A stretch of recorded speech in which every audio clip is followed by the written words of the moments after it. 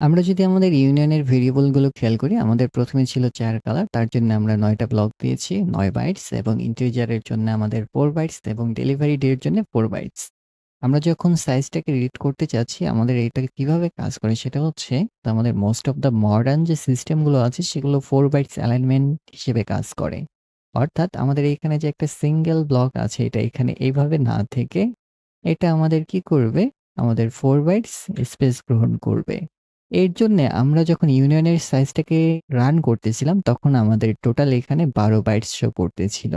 এবং আমরা যখন স্ট্রাকচারের সাইজটাকে নির্ধারণ করতেছিলাম, তখন আমাদের ২০ বাইট শো করতেছিল। এখন আপনারা যদি মনে করেন যে না আমার এই 4 বাইটস অ্যালাইনমেন্ট প্যাকটা পছন্দ হয় নাই। আমরা কি এটাকে রিমুভ করতে পারি? আমরা কি একটা সিঙ্গেল ব্লকে প্যাক করতে পারি? তখন আমরা জাস্ট লিখব প্র্যাগমা প্যাক পুশ 1। এই 1 এর মানে হচ্ছে আমাদের এখন কি 1 বাইটস অ্যালাইনমেন্ট এ কাজ করবে। অর্থাৎ এটাকে যদি আমরা রান করি